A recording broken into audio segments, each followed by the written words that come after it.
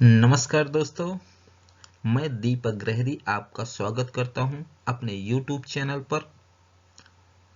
आज से प्राचीन भारत अर्थात प्राचीन काल का इतिहास की सीरीज शुरू हो रही है, जिसका पहला भाग आपके सामने है।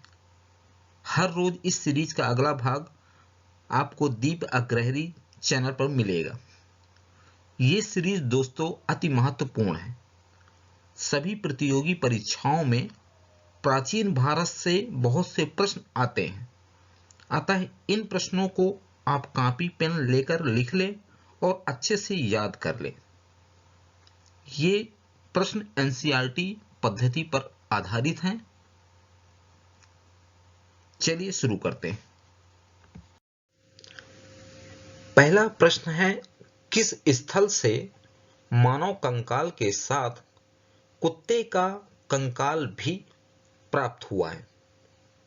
आपके ऑप्शन हैं ए ब्रह्मगिरी, बी चिरान, सी बुर्जहोम, डी मास्की। और आपका आंसर होगा सी बुर्जहोम। बुर्जहोम के विषय में आपको जानकारी दे दूं, स्थानीय भाषा में बुर्जहोम को प्लेस ऑफ बिर्च कहा जाता है। इसकी खोज डी टेरा एवं पीटरसन द्वारा सन 1935 में की गई थी। यहां की एक प्रमुख विशेषता भी है गर्तावास अर्थात गड्ढों वाले छप्पर के नाम से प्रसिद्ध है। यहां के लोग कृषि से परिचित थे। दूसरा प्रश्न है, सिंधु सभ्यता किससे संबंधित है? ए प्रागैतिहासिक युग से, बी आद्य ऐतिहासिक युग से, सी ऐतिहासिक युग से, डी ऐतिहासिक युग से। और इसका सही जवाब होगा आद्य ऐतिहासिक युग से। सिंधु सभ्यता एक कांस्य युगीन सभ्यता है जो कि आद्य ऐतिहासिक युग से संबंधित है।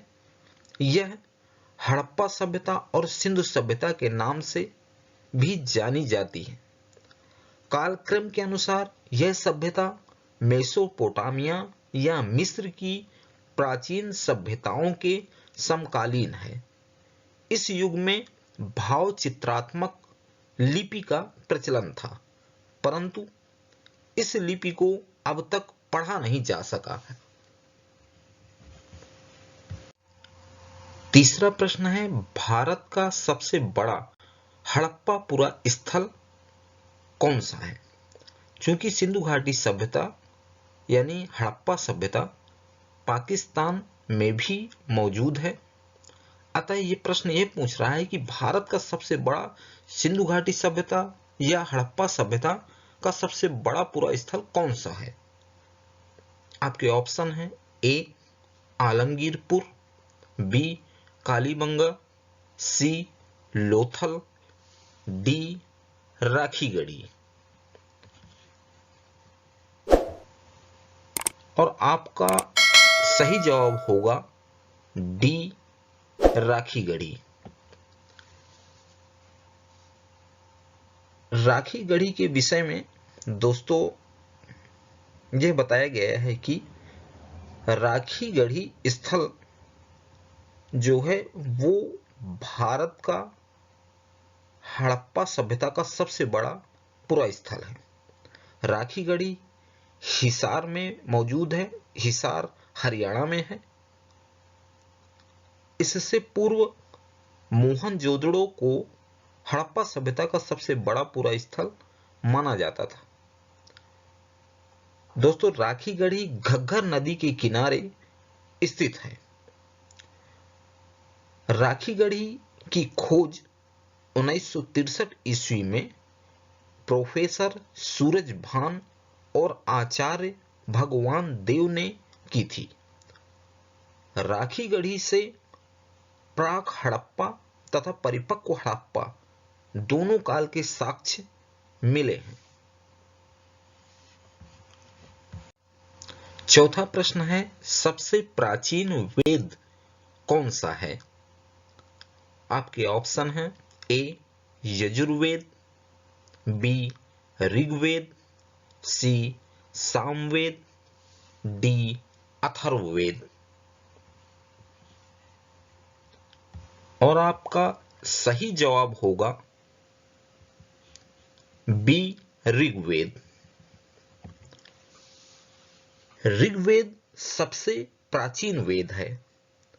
इस वेद में 10 मंडल व 1028 सूक्त तथा 10,580 ऋचाएं हैं।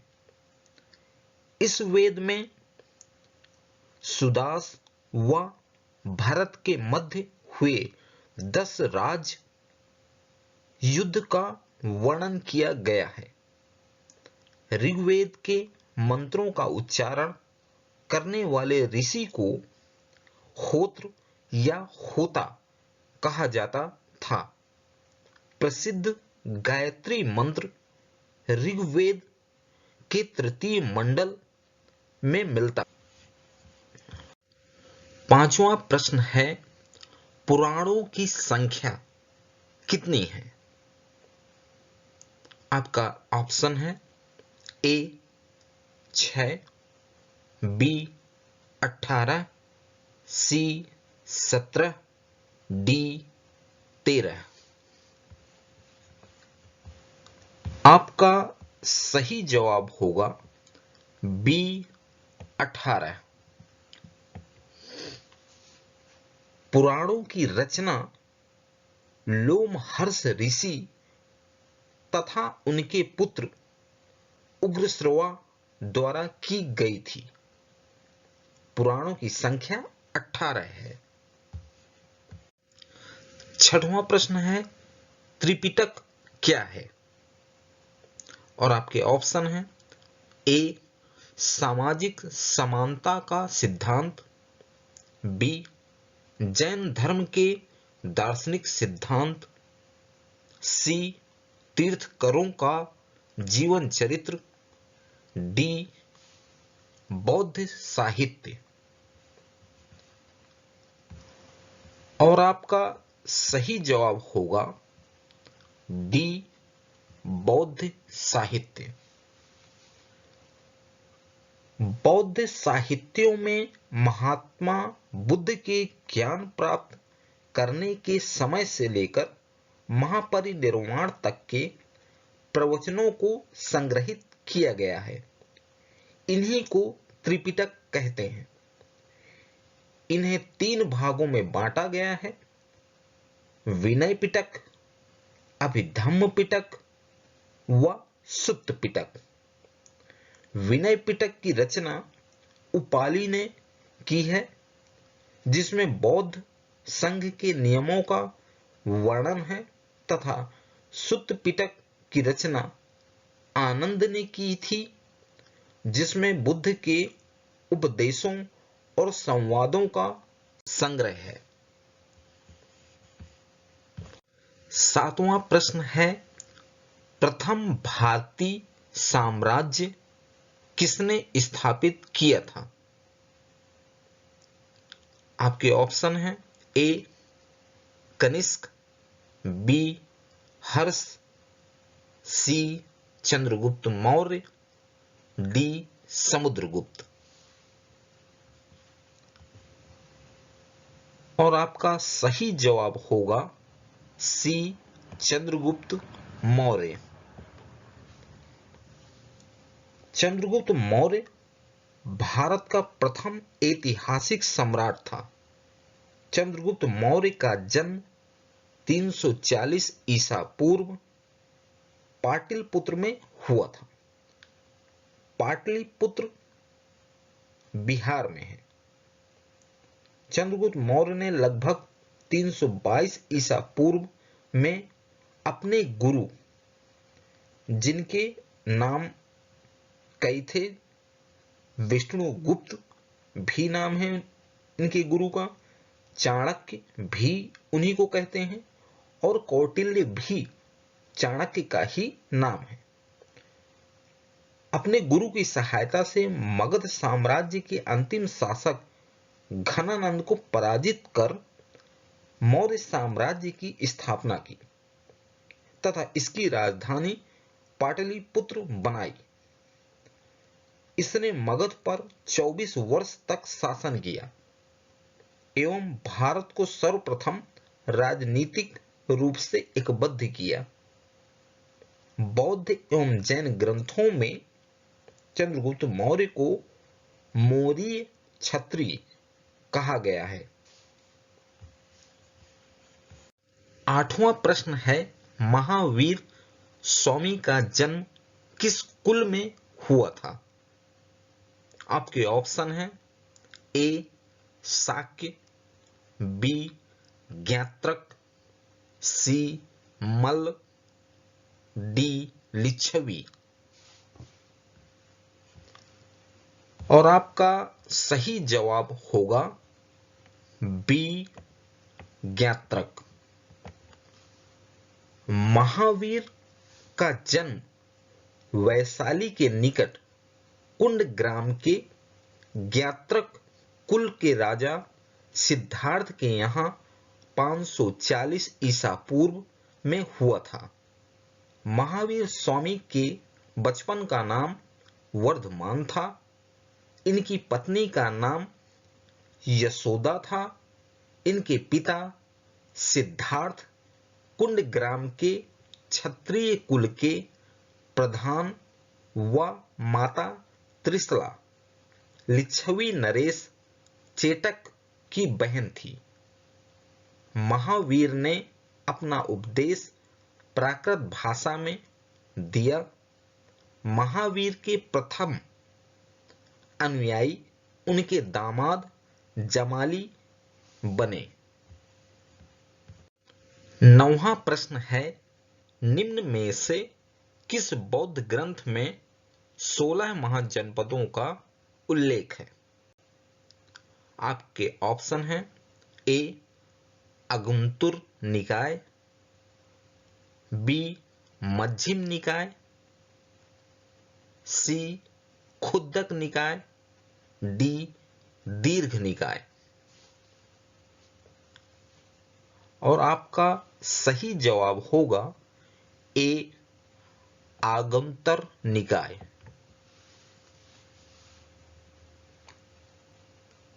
बौद्ध ग्रंथ अगुंतर निकाय महावस्तु एवं जैन ग्रंथ भगवती सूत्र में 16 महाजनपदों का उल्लेख मिलता है।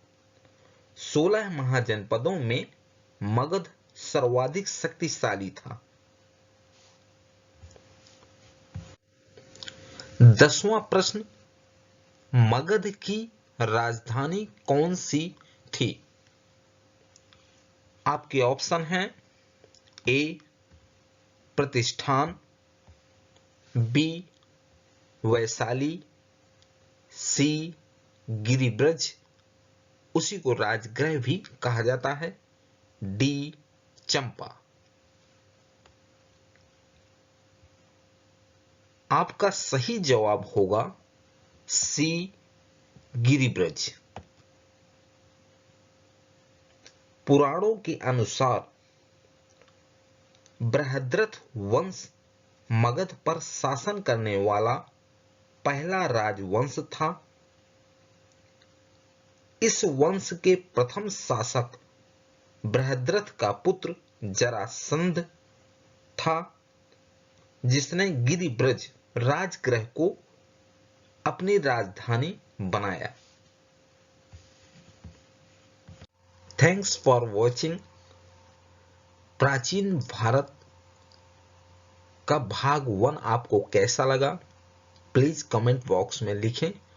और दोस्तों, प्राचीन भारत भाग 2 का नोटिफिकेशन आप तक पहुंच जाए, इसके लिए प्लीज चैनल को सब्सक्राइब कर लें। धन्यवाद।